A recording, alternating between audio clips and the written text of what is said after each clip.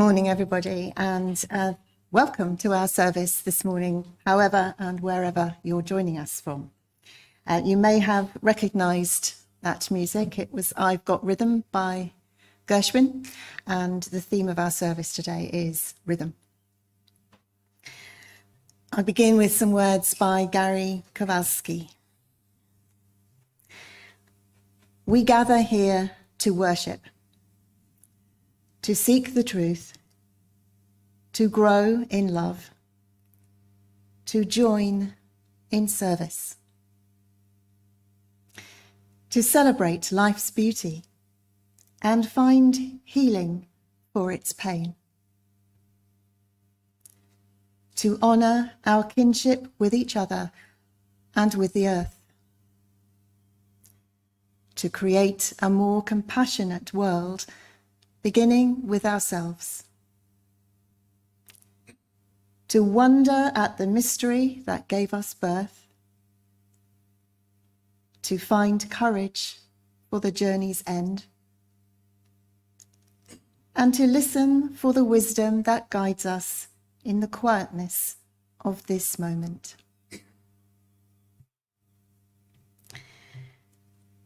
I'm going to light our chalice candle, as is our custom, as a symbol of our free religious faith, and I invite those of you at home to light one with me.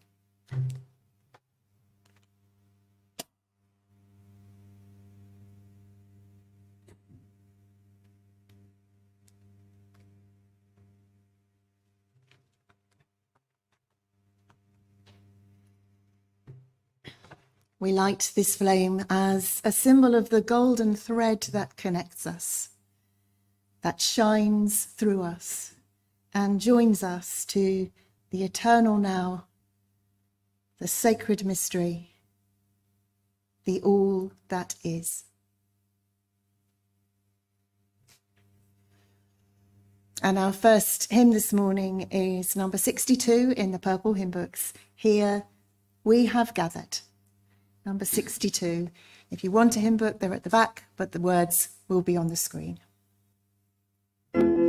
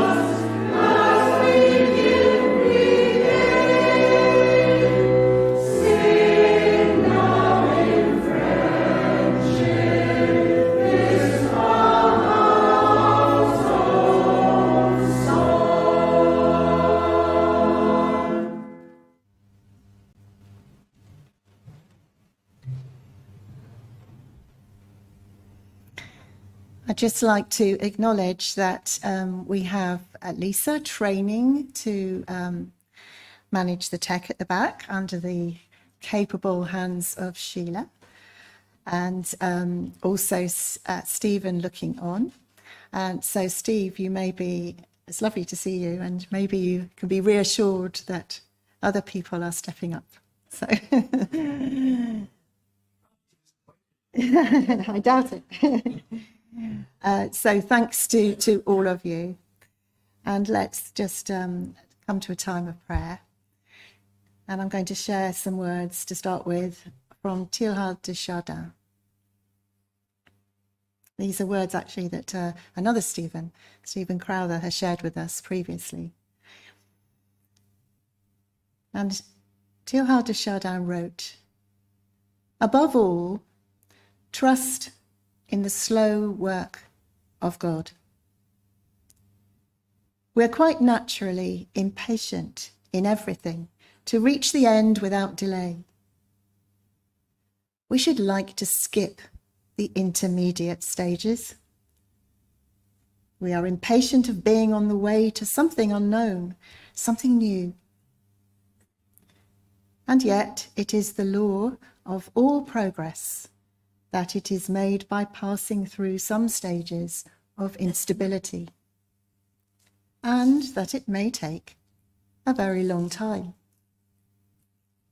And so I think it is with you. Your ideas mature gradually. Let them grow. Let them shape themselves without undue haste. Don't try to force them on as though you could be today what time, that is to say, grace and circumstances acting on your own goodwill, will make of you tomorrow. Only God could say what this new spirit gradually forming within you will be. Give our Lord the benefit of believing that his hand is leading you, and accept the anxiety of feeling yourself in suspense and incomplete." And as you reflect on those words, I remind you, as always, that your understanding of God is your own, and it's welcome here.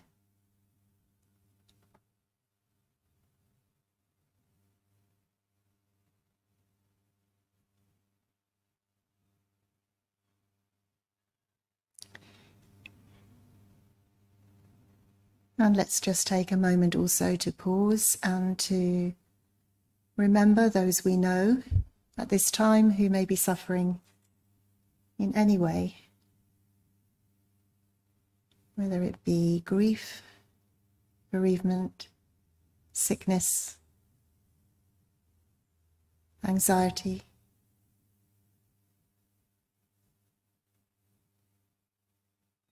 Whatever it may be at this time.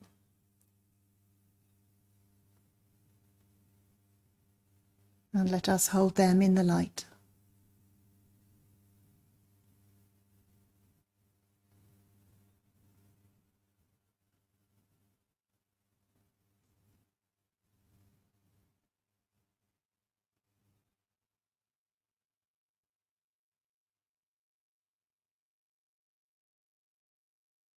And let's allow our awareness just to ripple out further from those we know to those we don't.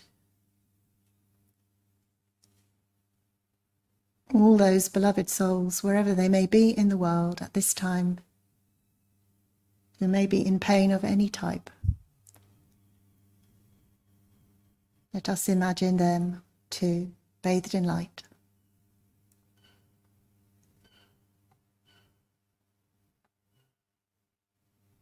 We wish them and all beings well.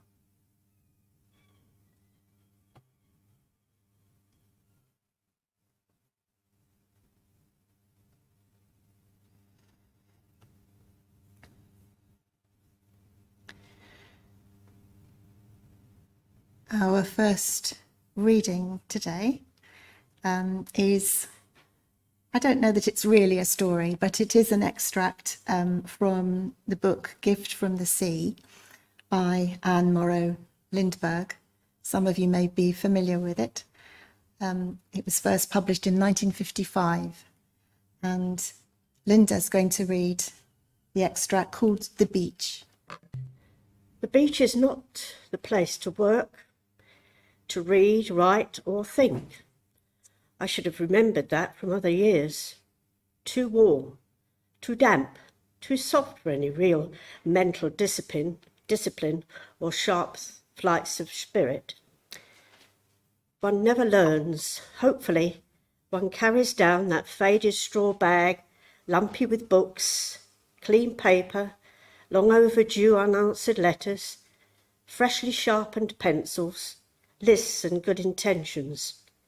The books remain unread. The pencils break their points and the pads rest smooth and unblemished as the cloudless sky. No reading, no writing, no thoughts even, at least not at first. At first, the tired body takes over completely.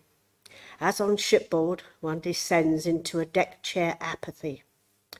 One is forced against one's mind, against all tidy resolutions, back into the primeval rhythms of the seashore. Rollers on the beach, wind in the pines, the slow flapping of herons across the sand dunes drown out the hectic rhythms of city and suburb, timetables and schedules. One falls under their spell, relaxes, stretches out, prone. One becomes, in fact, like the element on which one lies, flattened by the sea, bare, open, empty as the beach, erased by today's ties of all yesterday's scribblings. And then some morning in the second week, the mind wakes, comes to life again. Not in a city sense, no, but beach-wise. It begins to drift, to play, to turn over in gentle, careless rolls like those lazy waves on the beach. One never knows what chance treasures these easy, unconscious rollers may toss up on the smooth white sand of the conscious mind. What perfectly rounded stone, what rare shell from the ocean floor, perhaps a channeled whelk, a moon shell, or even an argonaut. But it must not be sought for, or heaven forbid dug for. No dredging of the sea bottom here. That would defeat one's purpose.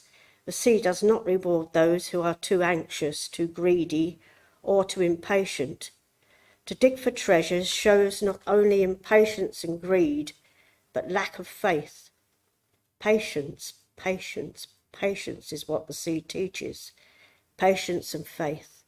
One should lie empty, open, choiceless as the beach, waiting for a gift from the sea. Thank you, Linda.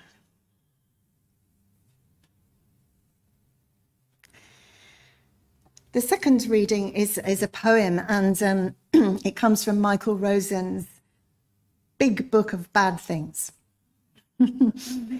I found a little video and I was wanting to share it with you, but unfortunately it wasn't on YouTube and I couldn't find for the life of me any way to download it without paying. Obviously I wasn't going to do that. So I'm going to read you the poem, but also tell you what he said to introduce it because I found it interesting. So this is what he was saying. He said, I was out with, you have to imagine that it's him. I was out with some boys and girls by the side of the River Thames, and over the River Thames there's a railway bridge called the Hungerford Bridge. Sure, many of you know it. And if you stand underneath it, you hear the trains going over. And we were standing under there, and a train came over and it made an enormous noise, and he went, drum, drum, drum, drum. He did that better. In fact, it made so much noise that we were all shaking. And then I went over and I put my hands on the bridge and you could feel the train. And then I thought, hand on the bridge, feel the rhythm of the train. And then I thought that would make a good first line of a poem. I was once talking to Benjamin Zephaniah, and I said to him, "Where do you write your poems, Benjamin?" And he said, "I don't write them. I make them up when I go jogging. And that way I can remember them. And when I perform them, other people get them because it's that kind of a poem." So I thought about that. Can I make up a poem that begins, "Hand on the bridge, feel the rhythm of the train, between the time I leave the River Thames and get to my house in Hackney"? And so that's what I did. I sat on the tube and I made up a poem, and it went like this. And this is the poem. Hand on the bridge, feel the rhythm of the train. Hand on the window, feel the rhythm of the rain. Hand on your throat, feel the rhythm of your talk. Hand on your leg, feel the rhythm of your walk. Hand in the sea, feel the rhythm of the tide. Hand on your heart, feel the rhythm inside. Hand on the rhythm, feel the rhythm of the rhyme. Hand on your life, feel the rhythm of time. Hand on your life, feel the rhythm of time. Hand on your life, feel the rhythm of time.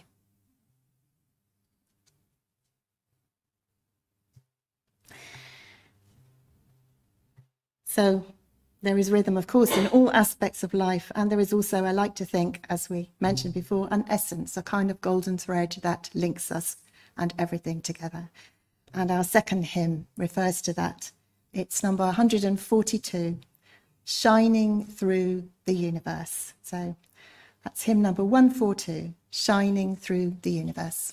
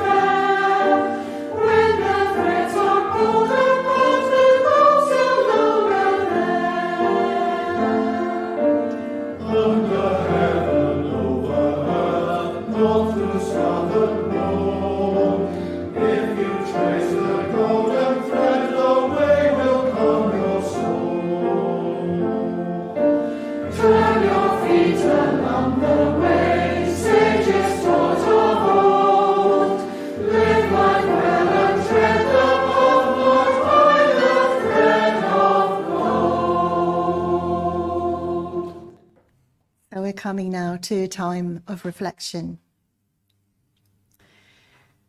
And you're invited to turn inward now to feel the rhythm of your breath.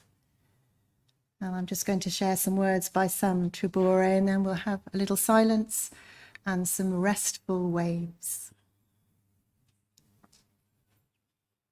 Let us turn inward now. Feel the rhythm of the breath, in and out, in and out. Find the peace of just being with the flow of the breath.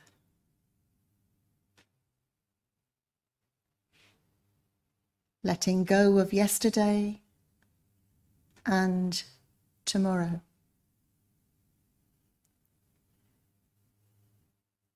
Feel the restorative power of the peace of this moment.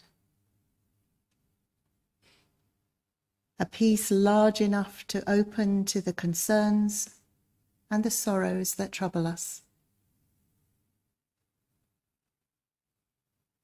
A stillness quiet enough to respond to the joys and celebrations that enliven us. There is safety here in the rhythm of the breath.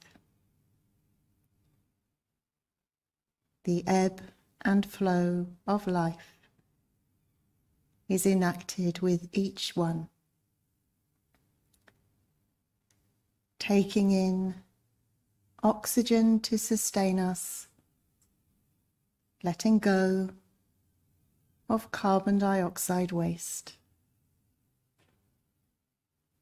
Taking in the fullness of experience, letting go of the residue that wants to cling to us. Let us be silent for a while.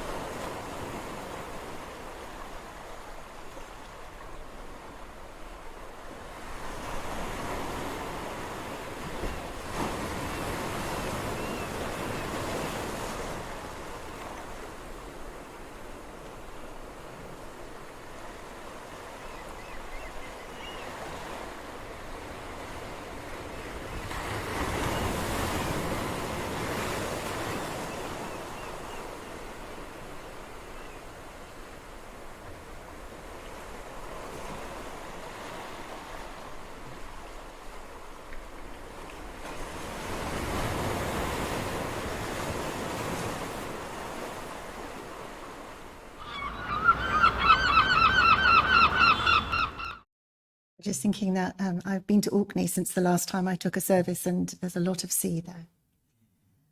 lot of beaches, a lot of ebbing and flowing. But last time I was speaking about pilgrimage and of loving the rhythm that it imposes on the day, that simplicity of following a path and repeating and becoming immersed in a particular way of being, which, though it is a routine, is anything but routine, by which I mean it's freeing rather than constraining, inspiring rather than ordinary. And the other day I took part in a Zoom session that was led by the writer Oliver Smith, and he's just written a book called On This Holy Island, A Modern Pilgrimage Across Britain, so I thought I should tune in. And what I was interested to hear him say was that we not only encounter thin places during pilgrimage, that is, places where we maybe feel closer to the divine or closer to our ancestors, but we also meet thin people. And he didn't mean by that we meet people who are physically thin. He meant that people share their stories more easily. They give of themselves more readily. And you might say their souls are closer to the surface, might be one way of putting it. And I like that idea of thin people. And I'm sure I and you also have experienced at times this feeling of thinness, perhaps. Sometimes when we're fully immersed in something that we're doing, maybe we're painting or playing an instrument or staring out to sea. And there's something about being attuned to the rhythms of life too, I think, that help bring us into that state of thinness. So I found myself thinking of the rhythm of a monastery or the friary. At Hillfield Friary in Dorset, which I've visited many times now, and I know some of you have as well, I would say that is a thin place. And I would say that people who choose to go there are thin people, at least while they're there. There's something about the place that encourages that. The brothers have a set rhythm to their day. It's marked out, as you'd expect, by several periods of prayer and worship, beginning very early in the morning and finishing quite late at night. And this rhythm is held to no matter what else is happening. And you wonder, why is it helpful to live such a rhythmic life? And I think it's because it puts us in touch with our bodies, our planet and the universe, and so therefore also with the divine, because after all, rhythm is integral to our lives, to our very existences, from our breathing, obviously, and our heartbeat, those most intimate and life-giving and life-sustaining rhythms that we all share, to the days, to the seasons, to the tides, the moon, the sun, the stars. Everything in us and around us moves in rhythm. We're affected by circadian rhythms, by menstrual cycles, by migration and hibernation patterns, even, as we heard in the poem, the meters of speech and poetry, the timings in music. Everything seems to have its rhythm. And when we live in rhythm ourselves and learn perhaps to accept the ebbs and flows of life, which are just part of the natural way of being, then maybe we derive some sense of being or feeling more at home with it all. Maybe we become thinner as we become part of rather than separate from.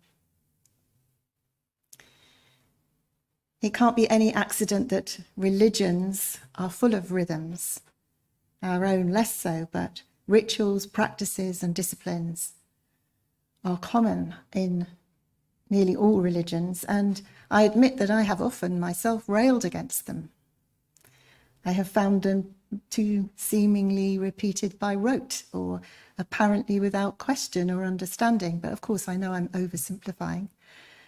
But I also appreciate that just the saying and the repeating has its own rhythm, and that can be as important as the words.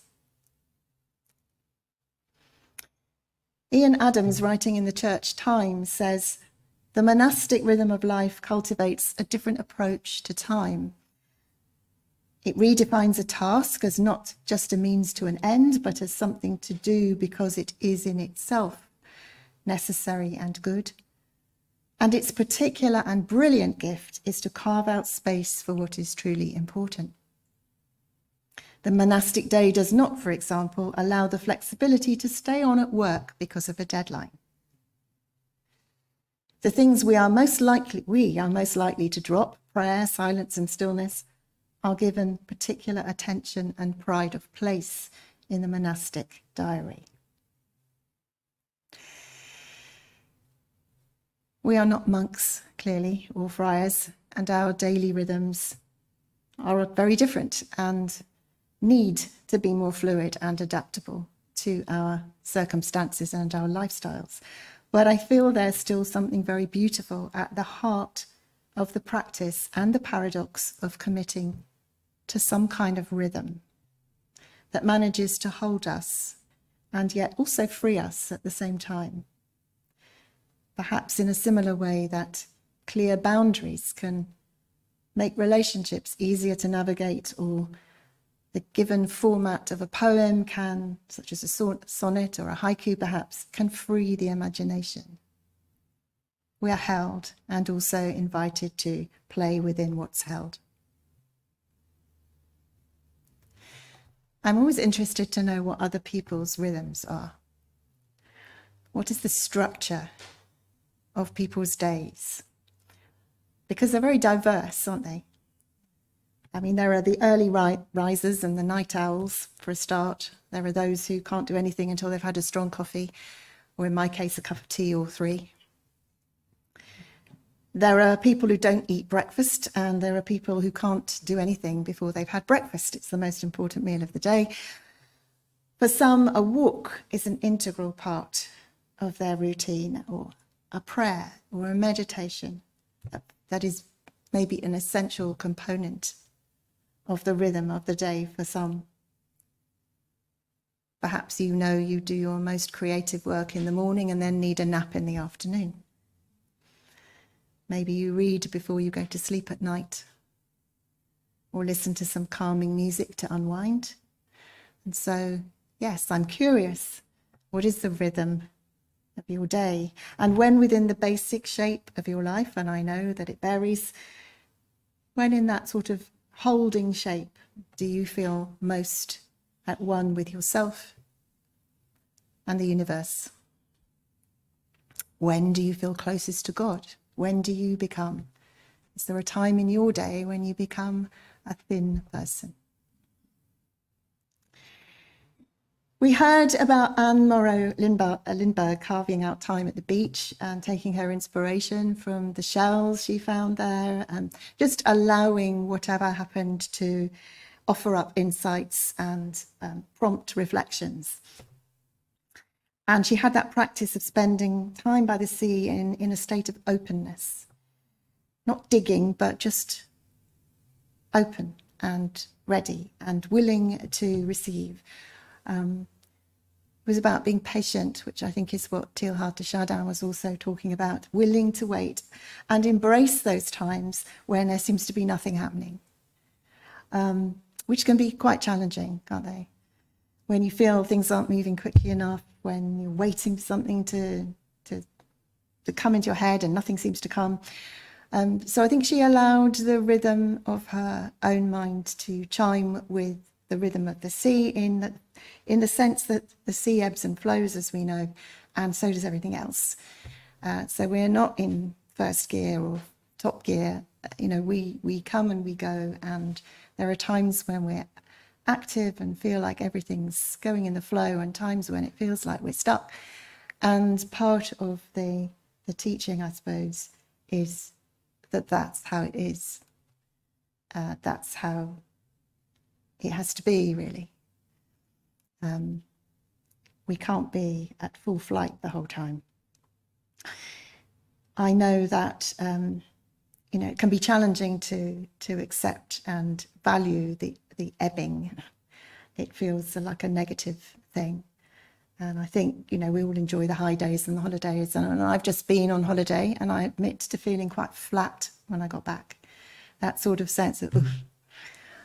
not because of coming here, I hasten to say, but just that, you're on a kind of a high and then you can't sustain that, and then you feel a bit like, oof. And that's natural, isn't it? We all experience those kinds of ebbs and flows, and the ebbs make the flows feel more special. So we are, I would say, by nature, rhythmic beings. Our bodies are rhythmic, our life cycles follow patterns. Of course, we're unique within that, like any poem is unique within its structure, but there are rhythms that affect us all. And if we can do our best to find our own rhythm, tune into our own rhythms, and let them hold us and let them free us as well, that can only be good, I think.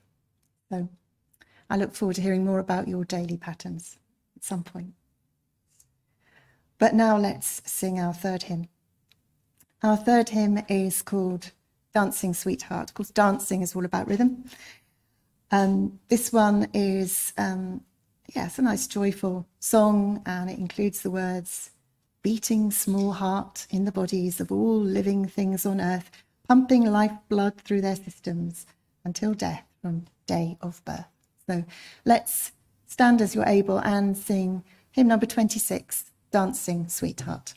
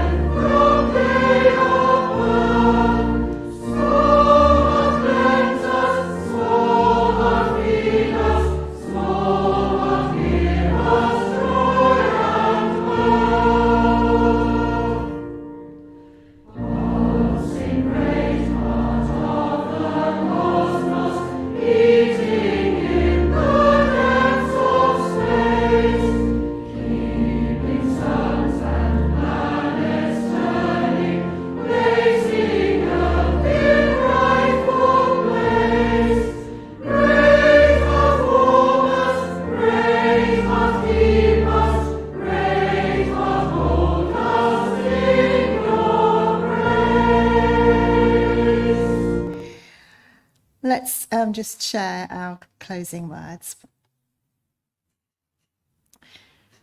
They're so simple and yet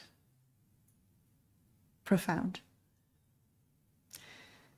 Walk softly. Speak truthfully. Love gently. Breathe deeply. Live wisely. Go in peace.